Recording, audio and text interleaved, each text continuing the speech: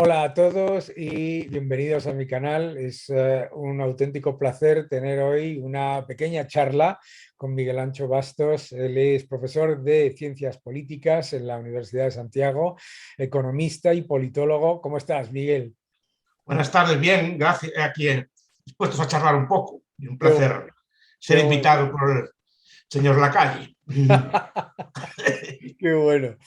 Pues me encanta tener un rato para hablar contigo porque a mí lo que me gustaría es que le explicásemos a la gente que nos ve y que piensa que esto del liberalismo es como la selva y alguno decía, ¿no? La ley del oeste, ¿verdad? Explicarle por qué es el liberalismo más social que el intervencionismo, ¿no? Más social. Ver, yo sí estoy en estas cosas, es por los pobres, no estoy por los ricos. Es decir, yo soy profesor de universidad normal y corriente, no estoy comprometido ni en política ni en ningún tipo de grupo de presión, ni trabajo para ninguna gran empresa, nada por el estilo. Simplemente yo honradamente pienso que este sistema económico es el que más y mejor puede mejorar la vida de la gente más humilde. Simplemente así lo digo honradamente, es simplemente por esto. Creo que los ricos o las personas siempre más o menos saben sobrevivir bien en cualquier sistema económico, en cualquier época. Pero lo que ha hecho este sistema económico por los más pobres creo que no tiene parangón en la historia humana y por eso es lo que lo defiendo, ¿no? Básicamente, primero porque eleva el nivel de vida de la gente más pobre, ¿no? Y lo eleva relativamente mucho más que al, por ejemplo, pues pasan muchas personas de casi no sobrevivir a sobrevivir, y a sobrevivir con un cierto nivel de decencia, ¿no? Y con condiciones de vida muy semejantes a las de las clases más altas. Esto puede parecer paradójico. La diferencia entre los ricos y los pobres en nuestras sociedades no es de cantidad, es de calidad. Es decir, a lo mejor no es que uno tenga coche y otro no tenga, no es que uno tiene un coche y otro tiene un coche mejor. Uno no pase frío, o uno coma y otro no, es que uno come, pues a lo mejor productos más exquisitos, más calidad, pero no, el otro no está sin comer, o no está sin vestir, ¿no? O no está sin abrir. Esa es la diferencia. Puede diferir la calidad, pero no la cantidad. Cuando la diferencia antiguamente era de la propia existencia del bien, ¿no? Uno tenía comida, otro no tenía. Uno tenía casa, otro tenía casa. Uno tenía transporte y calzado y otro no lo tenía. Y esta es la diferencia muy grande, ¿no? En mi modesta opinión. Y ha mejorado mucho el nivel de vida, en todos los aspectos, a nivel, pues, ejemplo, sanitario, a nivel de esperanza de vida. Aún queda mucho por hacer, obviamente. Tampoco me quiero recrear en esto, ¿no? Pero creo que ha favorecido mucho a miles de millones de personas en todo el mundo. Yo creo que Todo el acabas mundo. de decir una cosa que Y es, por eso defiendo este sistema. yo creo que has dicho una Honradamente, a lo cosa. mejor estoy equivocado. De momento no encontré datos o evidencias que me lo corroboren o argumentos que me desmientan. Yo creo que así es. Sí, yo creo que has dicho una cosa absolutamente clave, que no es una cuestión de acceso a bienes y servicios, sino a la calidad o el nivel de precio que tienen esos niveles de bienes y servicios. Que muchas veces cuando se nos intenta equiparar desigualdad con pobreza, que es un error absolutamente dramático y completamente brutal, se hace eso, ¿no? Se nos intenta decir, la desigualdad ha crecido. Oiga, un momento, vamos a ver. Primero, la desigualdad no ha crecido. La desigualdad se ha reducido de manera absolutamente espectacular durante toda la historia a nivel global y además se ha reducido la pobreza. Y al reducirse la pobreza hay mayor cantidad de bienes y servicios que se están dando a los más pobres. Hay otra cosa que a mí me parece interesante, que es la visión de que el sistema económico capitalista y liberal, digamos que a mucha gente se cree que lo que hace es aprovecharse de la gente para ver la economía como si fuese una suma cero y por lo tanto, si tú no eres rico es porque alguien te lo está quitando. Si tú Sí, sí. no has progresado es porque alguien te lo está quitando, ¿verdad? ¿Cómo le explicamos a la gente que eso es una falacia absoluta? No lo fue en su momento, tiene ciertos visos de realidad. Es decir, el que se llama el sofisma de Montaigne, ¿no? La idea de que los ricos son ricos a costa de los pobres, tenía ciertos visos de realidad en el pasado, porque buena parte de la riqueza del pasado era una riqueza con base política, extracción de impuestos, de rentas, etcétera, ¿no? Cuidado, que ese tipo de desigualdad aún sigue existiendo. Es decir, hay personas que se benefician pues, de conexiones políticas o de privilegios para obtener rentas, pero otras no. Y esta es la gran diferencia de nuestro tiempo. Es decir, hay muchas personas que obtienen su riqueza simplemente satisfaciendo pues, necesidades de los demás, abaratándole bienes o favoreciendo que puedan vivir mejor. Yo cuando me dicen esta cosa de los ricos, por ejemplo, yo no que sea muy partidario de Bill Gates, pero lo bendigo todos los días. Porque yo sé lo que es escribir a máquina. Ya por mi edad yo sé lo que es escribir a máquina y sé cómo se escribe ahora. Yo sé que tenía que repetir una hoja entera cuando me equivocaba, ¿no? Y pues yo bendigo eso y bendigo muchas otras cosas que a mí me han mejorado mucho la vida y por relativamente poco dinero, ¿no? Y Pues digo, además, como tú decías antes, la existencia de una persona como Bill Gates o como cualquiera de los multimillonarios del entorno tecnológico implica asimismo la existencia de decenas de miles de empleados que están en los niveles de renta más altos del mundo y además bienes y servicios que ahora damos por hecho, ¿verdad? Muchos de los chavales con los que yo hablo a veces, ¿no? Que me dicen que el capitalismo no funciona y que están peor que nunca, me lo están diciendo desde un dispositivo que incorpora mi primer trabajo, probablemente el trabajo de lo que era o lo que era la primera empresa en la que yo estaba, ¿verdad? Es decir, que no se están dando cuenta de la cantidad de acceso a bienes y servicios que tienen por un precio que hoy nos puede parecer pues modesto, pero que comparado con lo que es la historia es absoluta y totalmente tirado, ¿no? Es baratísimo. sí, y casi todos los bienes que han bajado de precio, ¿no? El teléfono móvil, por ejemplo, claro, la gente joven se acuerda lo que era, por ejemplo, tener que hacer un viaje, llegar allí, que la persona pues, que estés estuviera enferma o que no pudiera recibirte, con lo fácil que es mandar tu WhatsApp hoy, ¿no? ¿Cuántos viajes me ahorré yo gracias a tonterías de ese estilo, ¿no? Aparte de las comunicaciones que hay, pues ese tipo de cosas no se dan cuenta. O pueden mandar los apuntes. Entonces, yo cuando era estudiante tenía que atravesar todo Santiago andando para pedir los apuntes, porque los estudiantes no teníamos teléfono en el piso, que no se fiaban de nosotros, los caseros. No dejaban. Entonces teníamos que atravesar andando, llamar a la puerta y ver si estaba y si no estaba volver. O ahora le mandas una foto y se la envías. ¿No? Son cosas que son tonterías, ¿no? Pero todo un montón de avances que hubo baratísimos, ¿no? Cómo se abarató la comida, por ejemplo. Claro. Cómo se Lo damos abarató la por ropa, hecho. por ejemplo. Lo ¿No? damos por hecho. Cuando ves estas tiendas y ropa bonita. Claro. ¿No? Todos los bienes que no se le dan importancia ninguna porque ya se nacieron con ellos, ¿no? Entonces, yo eso lo agradezco mucho, ¿no? Claro, yo nunca pasé miseria, eso que decirlo, pero yo aún la vi. Claro.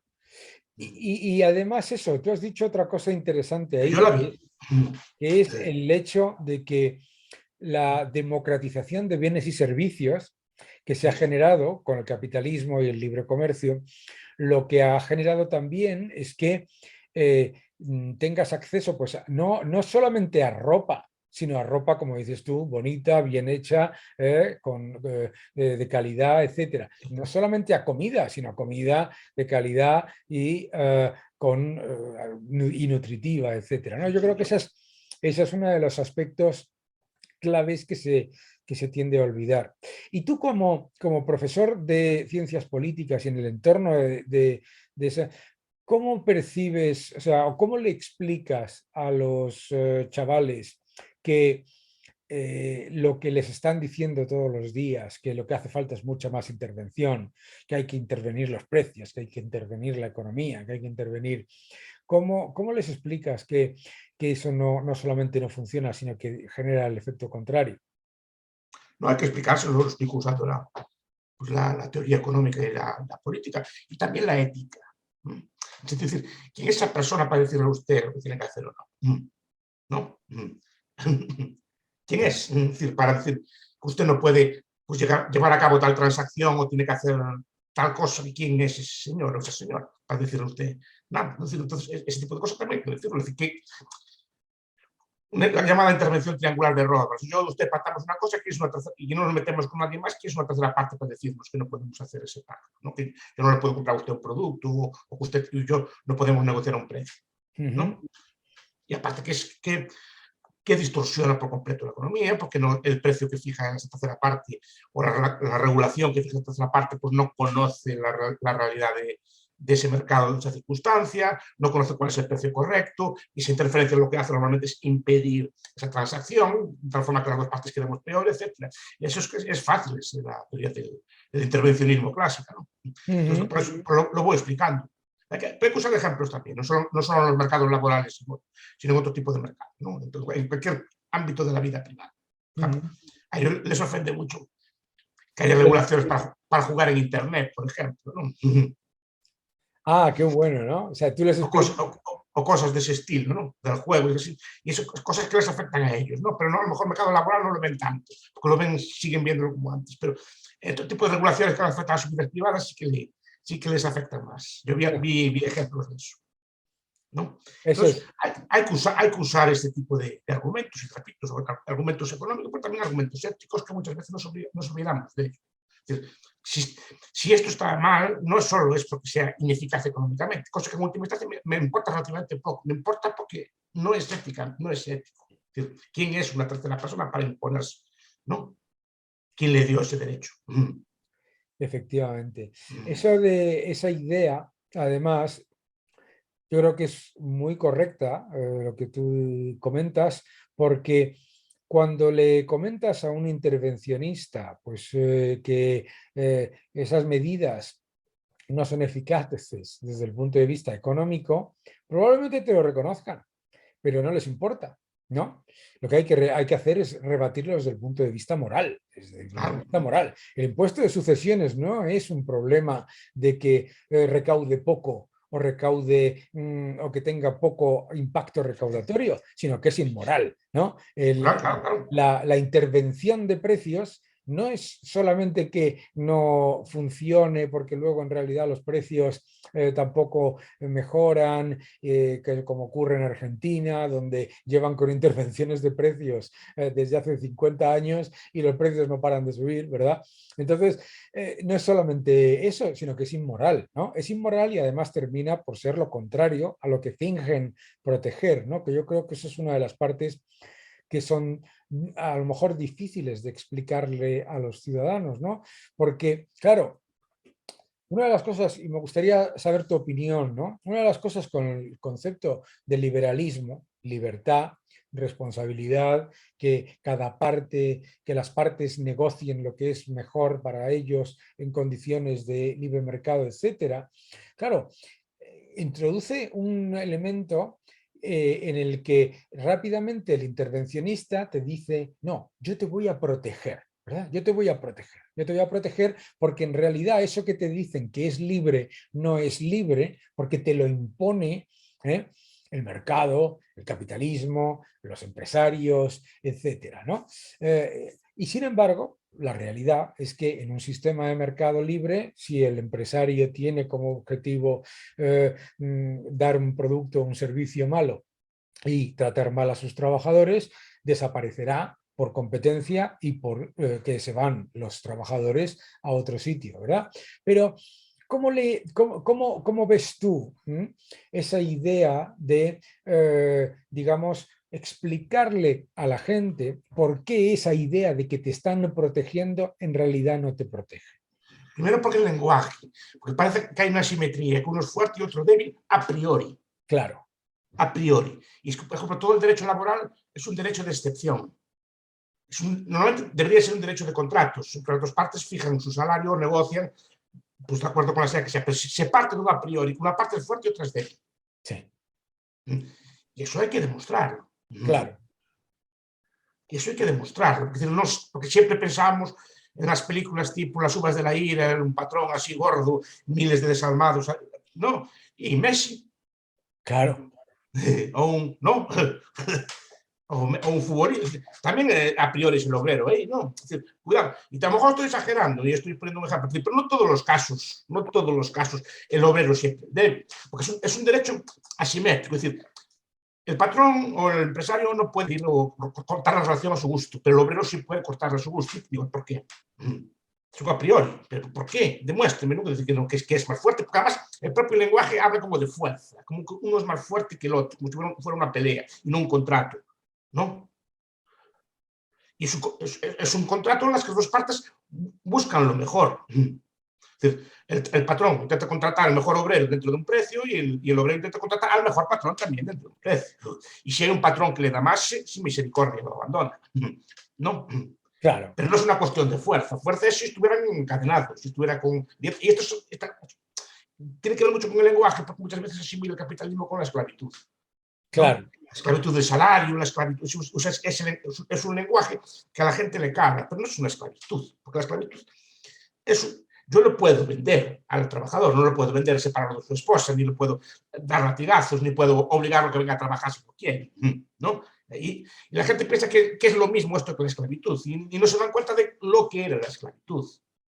La esclavitud es que yo lo podía coger a una persona y literalmente venderla, separarla de su familia y mandarla río abajo, como las novelas de Huckleberry Finn, ¿no? Que se puede usar, que yo soy dueño o tengo derecho a castigar físicamente a una persona. Y en el mercado laboral no es así. El mercado laboral puede ser cruel, puede ser duro, y yo no lo conozco. Yo no, a lo mejor yo vivo una vida más fácil o lo que sea así, ¿no? Pero no es una esclavitud. Ese lenguaje ni es una relación de fuerza. Para mí es clave lo que acabas de decir tú, que no es una relación de fuerza. Sobre todo en un país en el que el 83% de las empresas son microempresas, pequeñas y medianas, pero realmente pequeñas, que tienen menos de 2 empleados. El que piense que ahí hay una relación de fuerza entre el empleador y el empleado está completamente equivocado, y probablemente esté equivocado en cuanto a quién es el que tiene un poco más de fuerza. Probablemente el que tenga un poco más de fuerza en ese contrato sea el empleado, ¿verdad? Depende. Claro, depende. Por ejemplo, a la hora de recoger una cosecha, la cosecha se pudre en 2 días. Eso es. Hay días que son clave. Piense, por ejemplo, un día de fin de año un camarero, si no le dan a ir a trabajar. Claro. Ahora, este año a lo mejor no es buen ejemplo, pero hay días que el trabajador tiene mucha fuerza. Por eso se le contrata fijo. Claro. Para que esté disponible cuando hace falta. Claro. ¿No? Claro. Si no se contrataría spot cuando hace falta, ¿no? Efectivamente. Tiene el contrato precisamente para cosas de ese estilo. Esa es una clave. Una seguridad o un contrato más o menos estable. Es decir, pero no es una relación de fuerza. Claro. No, porque, por ejemplo, ¿qué es más móvil, el capital o el trabajo? La gente piensa que es el capital, es mucho más móvil el trabajo. Total. Yo siempre le digo a mis estudiantes, mire, ustedes por 50 euros se los doy yo, esta tarde se ponen en cualquier punto de Europa. Sí. Esta tarde, llaman por teléfono al aeropuerto o van por internet, sacamos un billete y por un vuelo de otros baratos en cualquier punto de Europa, esta misma tarde. Una empresa grande no se puede mover así tan fácil. Claro. Tiene que abandonar naves, tiene que abandonar infraestructuras, no es tan fácil el movimiento. Entonces, está como más presa de su mano de obra. Una empresa grande, una empresa instalada, que un trabajador. Eso no quiere decir que sea deseable que se marche. Es decir, con la facilidad de movimiento que hay a día de hoy, yo tengo una alumna mía que también trabaja en Londres, una alumna mía mayor, que viene todos los fines de semana a casa, usted es su madre. Pues viene, ahora estamos hablando antes de la pandemia, ¿no? Pero venía por 50 euros a la semana. Eso que acabas de comentar, muy poca gente lo entiende, que el capital tiene un componente cautivo que le hace no solamente muy difícil moverse con respecto al factor trabajo, sino que además tiene un coste de oportunidad mucho mayor. Es decir, que el trabajador, cuando encuentra una oportunidad nueva en cualquier otro sitio, se desplaza, tiene un coste de oportunidad, puede tenerlo, pero muy bajo. Probablemente inexistente, porque si decide voluntariamente cambiar de trabajo, lo hace porque va a tener mejores condiciones, mejor salario, etcétera, etcétera. Sin embargo, el capital, incluso si tiene una oportunidad de inversión mejor que la de estar con una fábrica o con una empresa radicada en España, el coste de oportunidad, el coste de salida y el coste de entrada, más la dificultad de movilidad, es mucho mayor. Eso muchas veces, bueno, y por eso los gobiernos, obviamente, se benefician mucho más de los capitales cautivos que del factor trabajo. Esto no quiere decir que la gente tenga que marcharse ni que sea deseable que se No, marche. no, A mí, claro, nada claro. me... No, quiero decir que la oportunidad que tiene de movimiento un trabajador ahora, el círculo de movimiento que tiene, sea con automóviles, con trenes, es mucho más grande que el de antes. Antes era la distancia literal de ir andando. Totalmente. Ahora tienes en el mismo día pues, 100, ciento y pico kilómetros perfectamente, incluso sin gran coste, si lo haces bien, ¿no?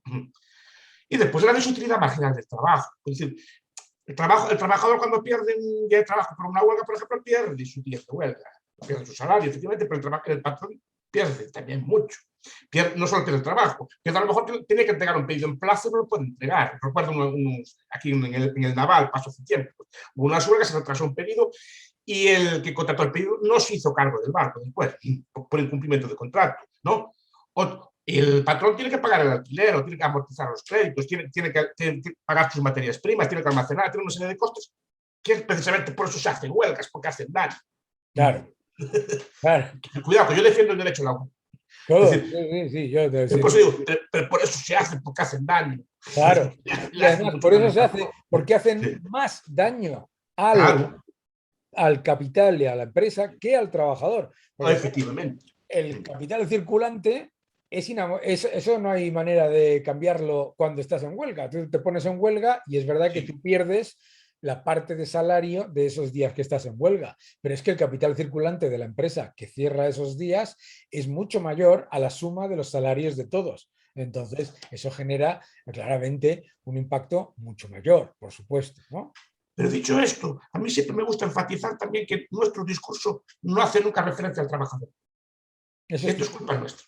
Siempre estamos centrándonos en el innovador, en el empresario, en I+D+I, las startups, ¿no? Estas cosas todas, ¿no? El business angel. Sí, pero ¿y el trabajador? El trabajador es la gloria del capitalismo. Es la gloria del sistema capitalista. Es decir, que sin él no hay nada. Tú puedes tener todos los startups y todas las cosas que quieres, y tienes unos trabajadores malos, eso no vale para nada. Tienes que tener trabajadores diligentes, serios, competentes, honrables. Este tipo de calidad es muchas veces lo que nos olvidamos, que sin eso no hay capitalismo tampoco. Yo digo Claro. muchas veces, bueno, por mucho capital, libre mercado que haya, por ejemplo, hay unos países de África que dicen que están todo el día comiendo una especie de droga que se llama cat, ¿no? Están así como, y están como muy armados todo el día. Tú que pongas el libre mercado allí, todo lo más capitalista que haya y tal, con esa gente poco vas a hacer. Que están todo el día así, amuermados, dormidos por esa droga que comen. Sin esa mano de obra allí no hay capitalismo. Y uno de los grandes logros del capitalismo que nunca resaltamos es el enorme desarrollo que se ha producido en el trabajo. En el capital humano, claro. El capital humano, el trabajador, no solo el dirigente o no, Claro, no, no, por supuesto. el obrero, el trabajador, que muchas veces nunca le dedicamos una palabra. Claro. No, por eso yo escribí un libro, se llama Acabemos con el paro, ¿no? En el que hablaba de la importancia absolutamente clave del capital humano en el progreso y en el crecimiento económico y en el crecimiento en cuanto a investigación, desarrollo, etcétera, etcétera, y la importancia para mí absolutamente clave de algo que se demoniza constantemente en nuestro país, que es que los trabajadores reciban parte del capital, reciban una remuneración variable en acciones o en parte de esa participación en los beneficios, de manera que se acelere el desarrollo del capital humano. Para mí es absolutamente, vamos, de hecho, el desarrollo del capital humano no existe si no hay capitalismo, porque Es que ahí está la clave. claro, porque si no es uno por el lado del salario en competencia en el que vas buscando y encontrando nuevas oportunidades o participando de la gestión y del capital de la empresa, el desarrollo del capital humano no existe porque no hay incentivo. Entonces, por eso para mí no, estoy completamente de acuerdo que en el discurso del liberalismo se olvida mucho el recordar que los trabajadores, ¿no?, son parte de eso que nosotros llamamos progreso y que llamamos crecimiento económico, y que el crecimiento económico, sin unos trabajadores, como tú bien dices, bien formados y bien preparados, pues Y no. no solo formados, es que ahí está la cuestión, no solo es educación, son valores. Eso es. Ser puntual, por ejemplo, es hacer la cosa bien, bien, es decir, me explico, que esta pieza no va sin fallos, ¿no? Y Claro, ser serio, y hay que acabar el trabajo antes de marchar, es decir, no es así, ¿no? Y tener cierta lealtad también por su empresa, y el orgullo de trabajar en una empresa, que también muchas veces se pierde. Pues yo trabajo en tal fábrica, estábamos orgullosos, trabajo aquí y nuestras cosas, lo que hacemos nosotros está muy bien hecho, lo hicimos nosotros, ¿no? claro.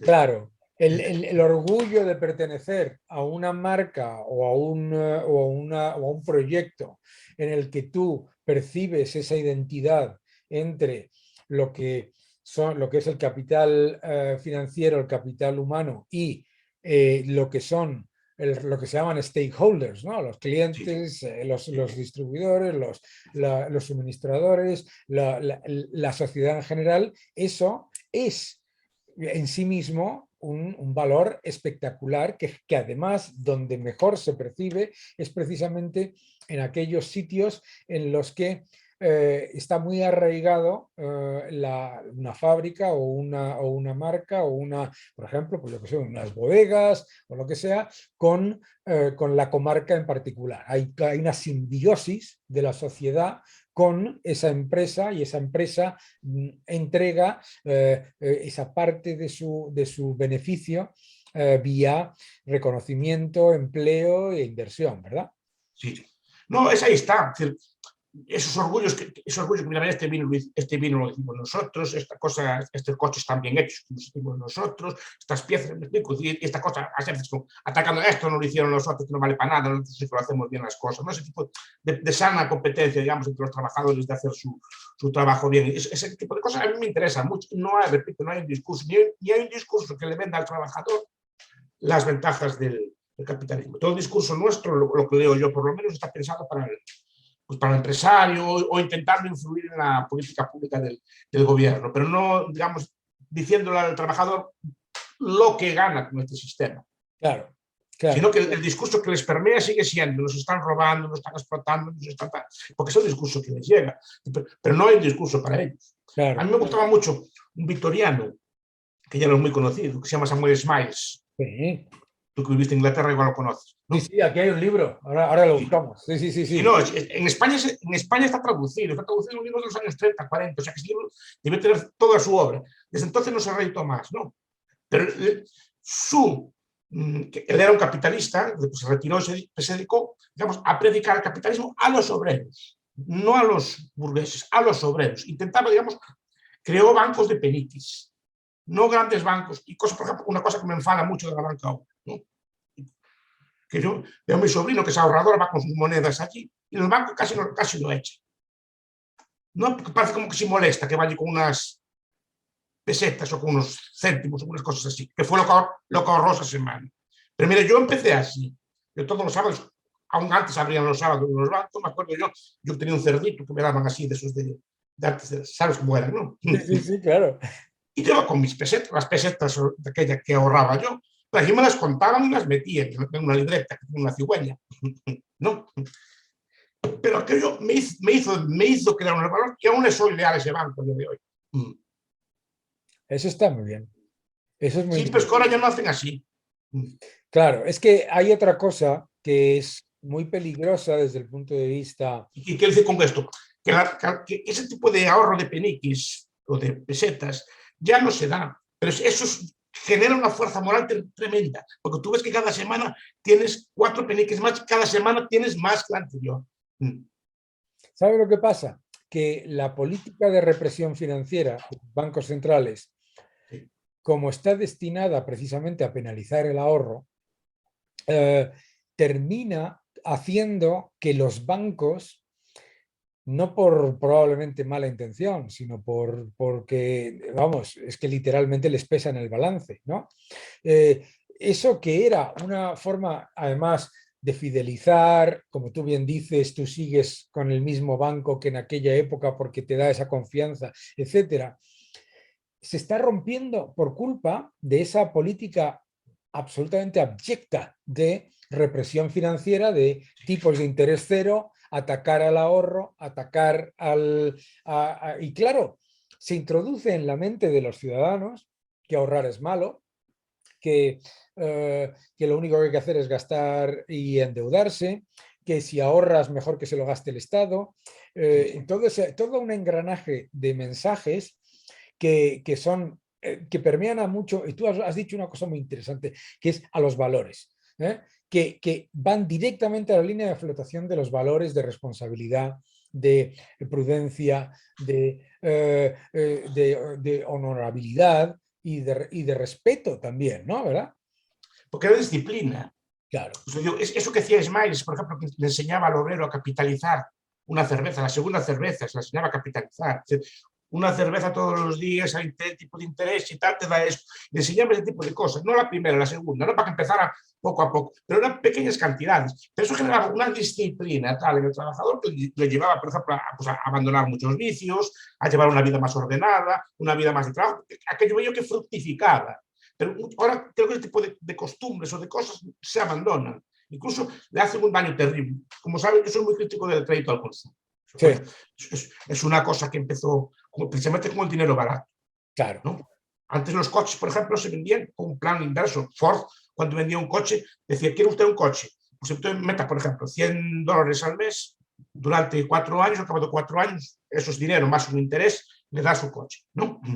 Pero tienes que ahorrar primero para tener el coche. Tienes que ahorrar primero, porque yo soy de la partidaria de que solo se deben financiar los bienes que se autofinancien. Por ejemplo, una máquina de coser, pues se puede financiar.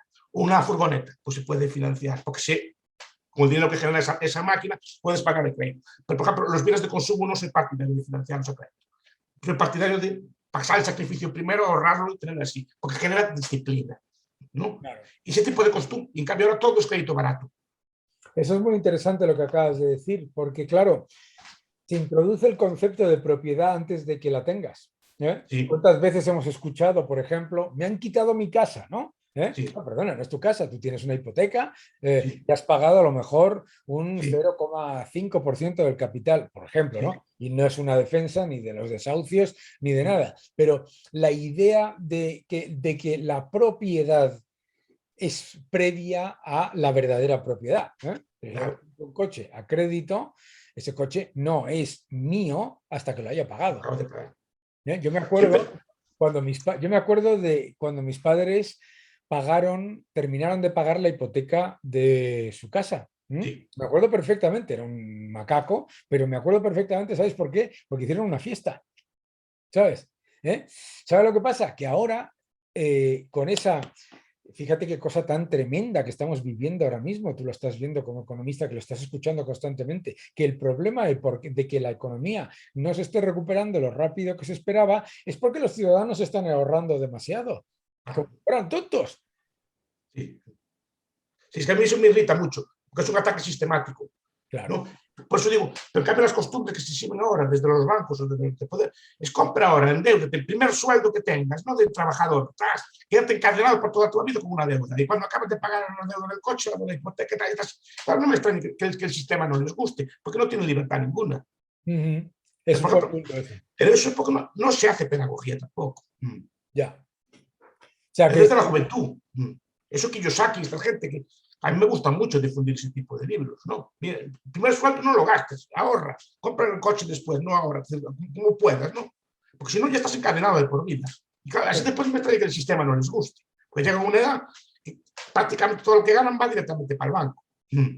claro, Y lo que dices tú, la propiedad ya la perciben como suya, entonces no entienden por qué tienen que pagar al banco. claro. Se nubla el concepto de a lo que tú realmente tienes derecho de posesión, porque es tuyo, en favor de lo que yo llamo la solidaridad con el endeudado, ¿no?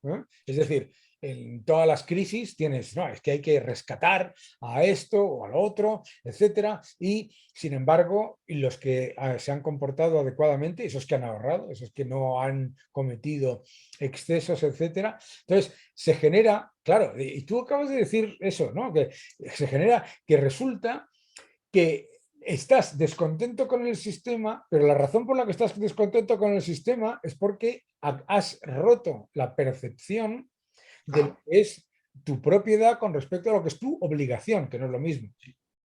Sí, sí, sí, todo pasa así. Entonces, claro, todo este tipo de demagogia solo ayudan, porque los bancos están robando, con los intereses, toda esta demagogia que se hizo con las hipotecas, esta cosa así, ¿no? Ah, total, total. Con las hipotecas, vamos, para empezar, la primera, que a mí me costó, me montaron una en el año 2009, en una de las primeras veces que salí yo en la televisión, eh, por decir, no, oiga, es que ustedes no tienen hipotecas, ustedes tienen préstamos personales con garantía hipotecaria, que no es lo mismo, pero Sí, le sí, llaman, sí, sí. pero le llaman hipotecas. Y usted se piensa que es un préstamo que está ligado a su casa. No, no, no, está ligado a todos sus bienes. Está ligado a todo lo que usted tiene, ¿no? Es que, ese exceso de incentivar el crédito, precisamente en vez de generar, o sea, lo que generó lo que genera el apoyo al sistema de libre mercado, a la apertura, a la propiedad, etcétera, etcétera, es precisamente el conocimiento del coste de la propiedad, del conocimiento del proceso que te lleva a ser propietario. En el momento en el que tú pasas de las obligaciones y los riesgos que conlleva a que todos sean derechos, claro, Sí. obviamente, primero das por hecho lo que tienes, grave error, gravísimo error, y después encima dices que el sistema no funciona. Claro, no, pues, y es muy fácil después apoyar políticas que por encima te liberen de eso, ¿no? Claro, Entonces, encima claro, pero que te libere, fíjate qué curioso.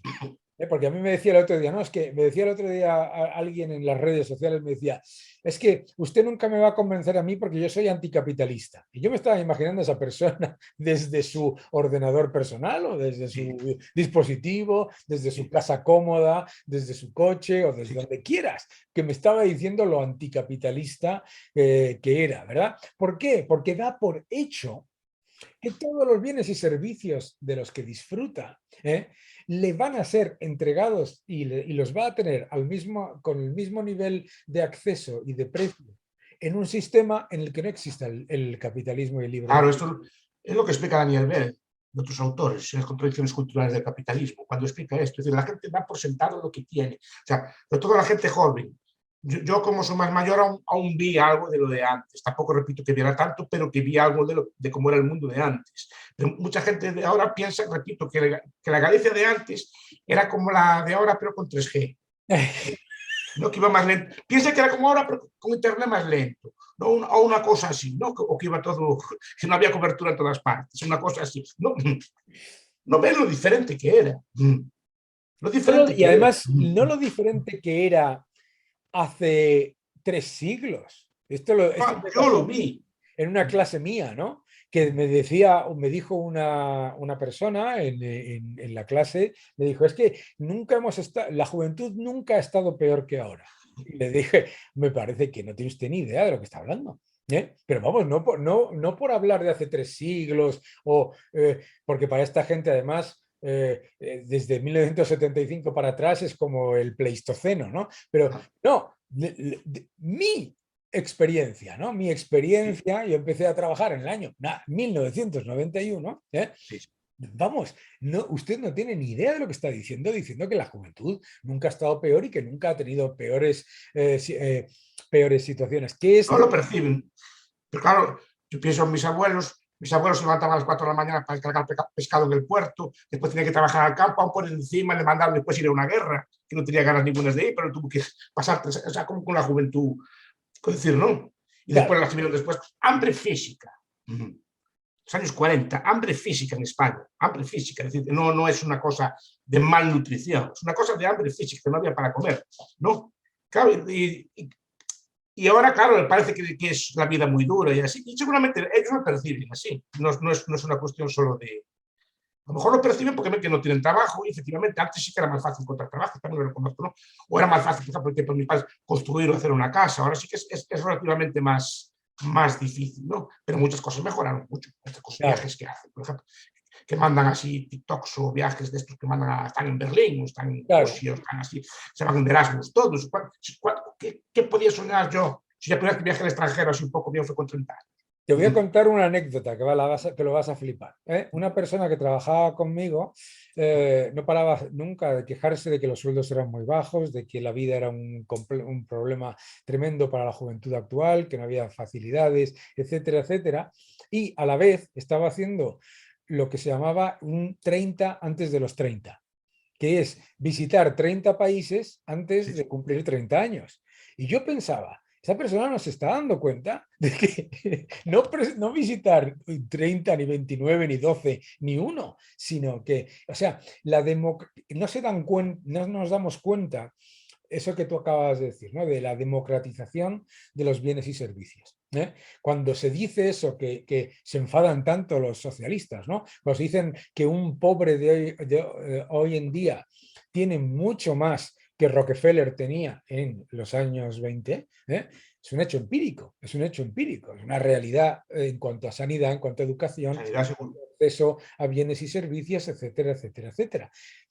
Pero es verdad que tenemos que hacer hincapié sobre los trabajadores, sobre los jóvenes, porque Sí, parece... sí, sí, no, ahí fallamos mucho. Efectivamente, a veces el discurso es muy centrado en el empresariado y estas cosas que nosotros decimos, pero no pensamos que también ellos a lo mejor, efectivamente, hay que pensar también ponerse en la piel del joven, ¿no? Que ve el mundo como un mundo hostil. Y esta juventud, cuidado, aunque tenga así sus cosas, es una juventud muy buena. Yo estoy muy contento con ella. No, una juventud espectacular, porque con Es todas mucho mejor que estas... nosotros. Mira, son gente mucho mejor que nosotros. No, Nosotros, el más tonto hace relojes. Yo, la no, gente... y Sí, sí, son buenos, son claro. buena gente. Y nosotros éramos mucho más malos nosotros. Y más violentos. Éramos más violentos. Pero es muy interesante esto que tú estás diciendo, porque, por ejemplo, mira, cuando yo empecé a trabajar, sin quitarle bondades ni nada, ¿no? Pero cuando yo empecé a trabajar, la inmensa mayoría de mis compañeros de carrera lo que querían era trabajar en un banco de inversión, en un gran banco de inversión, ¿de acuerdo? Perfecto, no hay ningún problema con eso.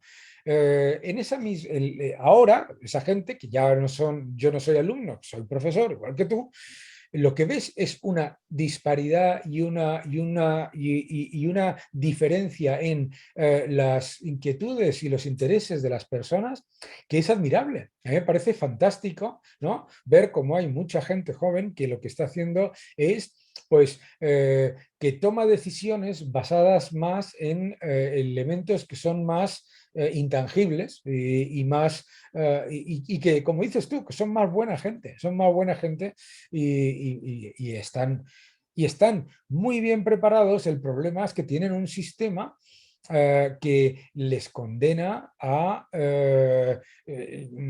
conformarse con una situación por la que no se tendrían que conformar. ¿Cómo lo ves tú eso desde el punto de Sí, la... yo veo que, por ejemplo, es que no sé a qué se debe. Yo también veo cierto declive en el interés por este tipo de temas que tocamos nosotros. Yo Sí, creo que a la juventud ahora, este tipo de debates que tenemos nosotros les interesa menos. Es mi experiencia y yo doy en facultades bastante pues, interesadas en estos temas, ¿no? Pues tienen otro tipo de debates que, que son los que son. Entonces no les preocupa mucho eso. Entonces, al no estudiarlo, no se preocupan mucho por este tipo de cosas. Solo ven que no tienen trabajo y que tienen que marchar, entonces echan la culpa a una especie de sistema o cosa por el estilo, ¿no? Y cuando digo, pero vamos a ver, ¿por qué tienen que marchar ustedes? ¿Por qué no? Y marchan ustedes, yo que sé, a Londres o marchan a Alemania. sí.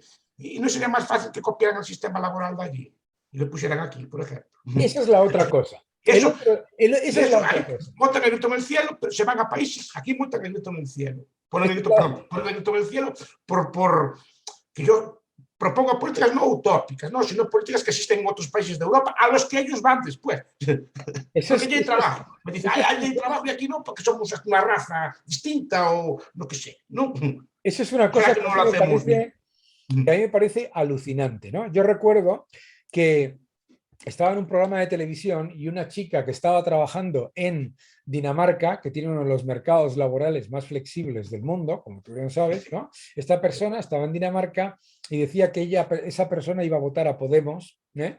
Y yo decía, pero vamos a ver, o sea, ¿cómo quieres tener tú las oportunidades de países que tienen el nivel de flexibilidad laboral mucho más alto, el nivel de facilidad para contratar mucho más alto, libertad económica mucho más alta? Para los que nos ven, Dinamarca tiene uno de los índices de libertad económica y de flexibilidad laboral más altos del mundo, ¿vale? Lo digo porque siempre utilizan a los nórdicos como ejemplo de Sí, lo sí, sí, sí. contrario a lo que son. ¿Qué es lo que pasa? Pues que pasa lo que yo llamo la paradoja argentina, que es y ha pasado ahora en Chile, que es que resulta que la gente que se va de Argentina a otro país que tiene una más flexibilidad laboral, más libertad económica, etcétera, resulta que cuando le toca votar en su país, vota por lo contrario. Sí. Sí, no sé a qué se debe eso, pero sí que puede ser. A lo mejor no lo ven. Y también es algo como lo que decíamos antes de ver. Parece como si esos países europeos fueran siempre así por la gracia de Dios, Sí, ¿no? por la Una gracia de cosa Dios, por la gracia de que, Dios. Sí, sí, sí. sí, que fueran así desde tiempos inmemoriales. Exacto, exacto. Que Pero claro, es que aparecieron siempre. como yo soy viejo y me acuerdo, cuando Galicia e Irlanda tenían la misma renta, Yo me incluso un poco acuerdo, más Galicia. es verdad. Me acuerdo yo, porque además, como es una nación así celta, y siempre nos comparamos con ellos y así, ¿no? En Galicia, entonces era Irlanda. Irlanda siempre era una cosa así como muy atrasada y así, los años, hablando de cuando estudiaba yo, los años 80, que tenía menos renta que Galicia. Ahora casi la debe duplicar o más que duplicar, ¿no? En 30 y tantos años, es decir, Bueno, y ¿no? Le digo, mira, ¿por qué no? ¿Qué tiene? Antes era una miseria y por qué ahora prosperan. Pues miren qué hicieron y copien. No es tan difícil. No, pues pero no, allí es porque siempre, desde la noche de los tiempos, fueron ricos. No, y no. el número de países de la Unión Europea que ya han superado a España en renta per cápita, que venían primero del comunismo y después han ido evolucionando y que luego cuando se han liberado, pues claro, ha saltado todo su potencial, ¿no? Pero fíjate, eso es muy curioso. Yo tuve un debate hace relativamente poco en el que una persona me decía, claro, claro, fíjate cómo va todo después de 3 décadas de liberalizar el mercado laboral español. Y yo le decía, pero vamos a ver, si España es uno de los países con menos flexibilidad laboral del mundo, ¿sabes? ¿Les Sí, sí, parece que pasar de este nivel de rigidez a este nivel de rigidez es liberalizar? sí, Discúlpame. sí. Entonces, claro, muchas veces lo que nos pasa es que vamos a los otros países y pensamos que Estados Unidos, Reino Unido, yo vivía en Reino Unido en el invierno del descontento, ¿no? Sí. Piensas que Reino Unido siempre ha sido un país rico. No, el Reino Unido era un desastre. Kissinger decía que estaba condenado a mendigar o robar, ¿no? Y que las políticas importan, ¿verdad? Sí que importa mucho, pero repito, parece que no. En cambio, allí lo acepta. Me decía una alumna mía, que la quiero mucho, pero era así muy socialista y me discutía mucho conmigo en clase, ¿no? Bueno, después se fue a cabo en Holanda y me escribió y me Fíjate, dijo, pues encontré trabajo antes que casa. fíjate, fíjate, fíjate. Del trabajo que había allí, no hace mucho tiempo. Pues por eso te digo, y claro, pero aquí no quieren las leyes de sus países, quieren las leyes españolas, quieren con las leyes españolas ser como esos países. Es que no acabo de entender la base. Yo tampoco lo ¿No? entiendo. Yo siempre digo que no puedes tener el desempleo de Alemania con la rigidez de Grecia. ¿No? Entonces, si quieres la rigidez de Grecia, tienes el paro de Grecia, que es lo que tenemos. Si quieres Sí. la flexibilidad de Alemania, entonces puedes Pero no tener... puedes quererlo todo, porque después la desgracia es que estamos viendo cientos de miles o decenas de miles de jóvenes altamente formados que tienen que abandonar. Y para mí la migración es un muy grande. No pasaron unos años fuera. La migración es romper la familia, que tus padres a Claro, lo mejor se queden solos. A lo claro, mejor que te que dejar novio o dejar amigos o dejar toda tu vida. Incluso así, pues que a lo mejor que no eres muy apreciado. No, claro, claro. no es nada grato. Entonces, ¿por qué te vas? ¿Y por qué no sería más fácil hacer como hizo Irlanda o como hizo estos países que acabas de comentar? Que Lituania viene no es que venga ya de la Europa, viene de la miseria más absoluta, viene de la Unión Soviética. Aún me acuerdo yo cómo fue aquella transición y cómo es un país que viene de semejantes condiciones te puede superar en tan poco tiempo. ¿No? O Eslovenia, Yo tengo un, yo de tengo, ambientes casi bélicos, ¿no? fíjate, yo tengo un amigo lituano que vive ahora en el sur de España, que tiene un fondo de inversión y siempre dice, ustedes los españoles les parece muy bonito el comunismo porque nunca lo han vivido. Claro, es que no es lo mismo haberlo sufrido, ¿no? Una pregunta final, porque nos quedan aproximadamente unos 5 o 7 minutos, pero me gustaría que nos explicases un poco el tema. Muchas veces en los debates se piensa que el liberalismo es hacer lo que te da la gana y no se habla de la libertad y responsabilidad, ¿no? ¿Cómo ves tú esa importancia de esa doble forma de... Es que muchas veces entendemos liberalismo por libertinismo. Eso es. ¿No? Es una distinción. Claro, el discurso liberal, efectivamente, pues, también te dice, pues puedes hacer usted lo que quiera con su vida, puede, ¿no?, consumir drogas, y que hacer, no es un discurso que ese aspecto que deja a las personas pues libertad, pero una persona tiene que ser responsable. Y eso nunca a veces no se insiste en eso, siempre dice, no, usted salga, lleve la vida que quiera, o si quiere ser disoluto, sea disoluto, y cuidado, yo no soy quien de criticar a los demás, entonces, claro que quiere, pero asuma las consecuencias. O sea, todo el día bebiendo, pues muy mal trabajador va a ser usted. No me extraña que después no lo quieran en las empresas porque no es usted serio. Es decir, porque no sabe hacer las cosas, porque simplemente falta, porque estuvo el día anterior de farra, no rinde bien. Si usted haga lo que quiera, pues eso es lo que le pasa. Pues lleve la vida que quiera y asuma las consecuencias, ¿no? Usted, pues, quiere vivir la vida, su juventud, gastar el dinero y quemarlo, quémelo, pero después no se queje de que está... Claro. de que no le va tan bien como a su vecino que lleva una vida más austera, ¿no? También hay que tener, y eso no se enseña, solo se enseñan derechos, no se enseñan responsabilidades, ¿no? Derechos, además, derechos adquiridos de la nada, o sea, derechos de nada, porque por otro lado luego te están condenando a no tener el derecho a trabajar, te están condenando a no tener el derecho a poder ahorrar y tener tu propio patrimonio, te están condenando, o sea, en realidad los que te dicen que te están dando derechos lo que están haciendo es constantemente quitártelos, ¿no? Claro, son derechos a costa del resto. Claro. Entonces, son derechos que a mí me sorprenden mucho, los llamados los derechos positivos, porque no son ergaómicos, es decir, no podemos reclamarlos todos a la vez. Claro, que eso ¿No? también es cierto. Es el ejemplo de los profesores de la renta básica, está muy bien, cuidado que es un debate que está abierto ahí, que no es para nada, pero claro, pero si todo el mundo lo reclama a la vez, ¿qué se financia? Claro. Claro, no, o sea, la primera falacia de la renta básica universal es que, primero, que no es universal, que es para los 4 privilegiados de los países ricos que nos lo podemos permitir endeudándonos. La segunda es que no es básica y desde luego que no es renta, porque renta viene de que algo rente, no de endeudar. Claro, pero si todos, es el ejemplo de Van Pares, ¿no? Vamos a jugar a hacer surf, que nos prometemos con surfistas y nada así por el estilo. Es el ejemplo que pone, ¿no? Y todos vamos a hacer surf con que se paga la renta. Claro, claro. ¿No? Entonces, está presuponiendo que hay un porcentaje de la población sustancial que va a seguir trabajando o trabajando más para mantenerla. Claro. Al que quiere autorrealizarse, ¿no? Con su derecho, ¿no?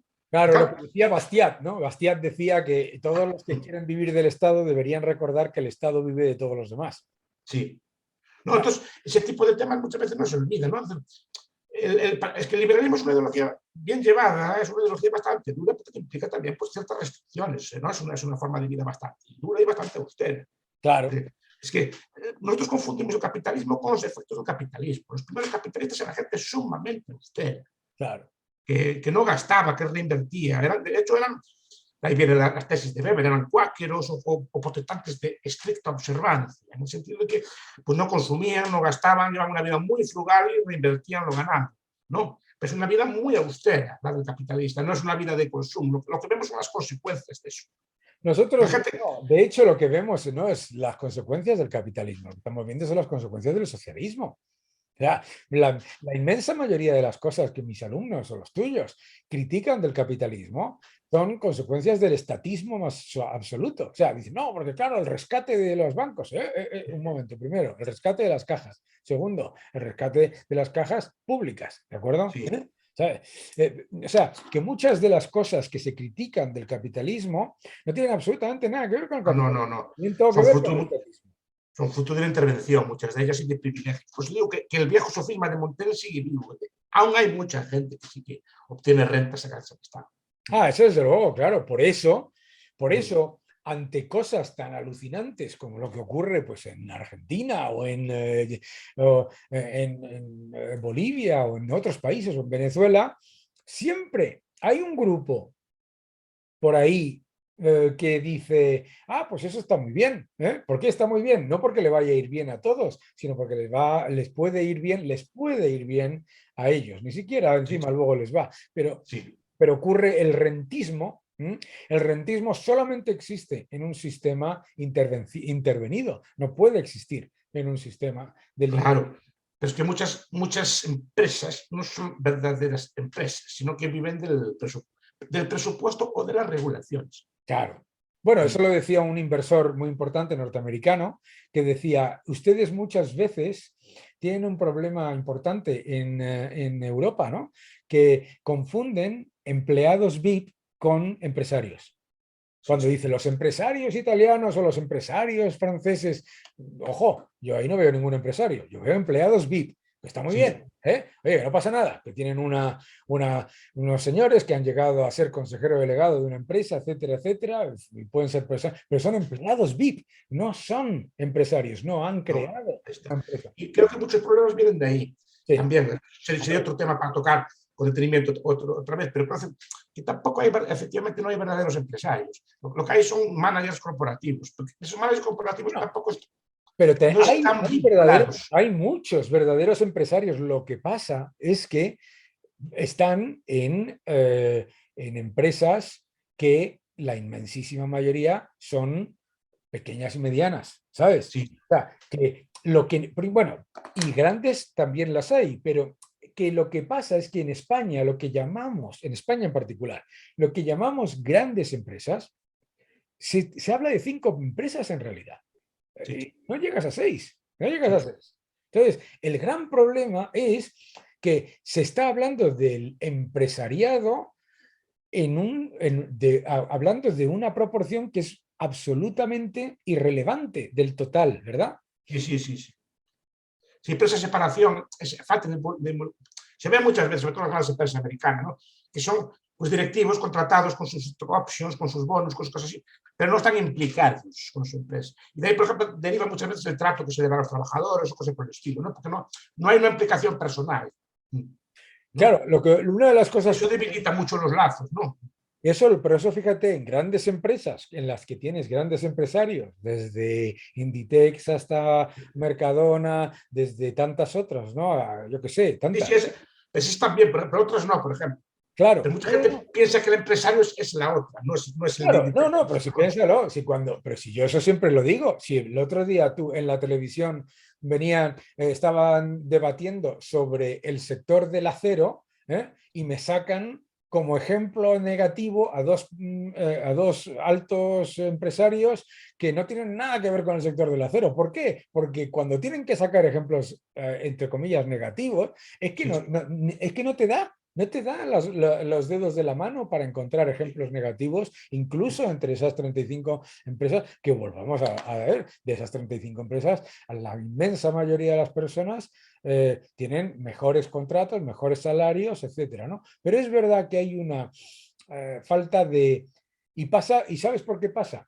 Pasa porque los empresarios de cercanía y que los empresarios que están ahí involucrados en eso no quieren entrar en el debate político, no quieren entrar en el debate mediático, no quieren participar porque no es lo suyo, porque no es lo suyo, pero ¿sabes lo que no pasa? están cómodos.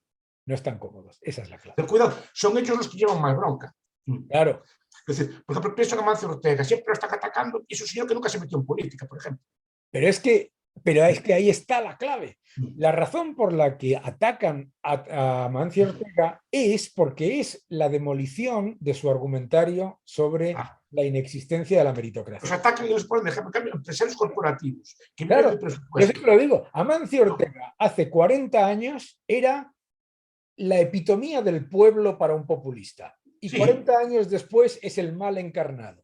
¿Qué diferencia hay entre esos 40 años? Que ha tenido éxito. Pero sí. es curioso, fíjate, ¿eh? Porque en esa dialéctica de el pueblo contra los demás, conmigo y contra mí, van sacando, y por eso atacan más a Amancio Ortega, por eso se ataca más en Estados Unidos por parte de los más radicales a gente como Steve Wynn o lo que sea, porque la gente que está hecha a sí mismo destruye el argumentario de que el sistema te expulsa de las oportunidades. Y por cambio, son mucho más blandos con otro tipo de empresarios que viven más del presupuesto, que viven más de otro tipo de cosas. No, eso nunca se mete, se va porque esto sí que sabe jugar a la política y como ellos no se atreven.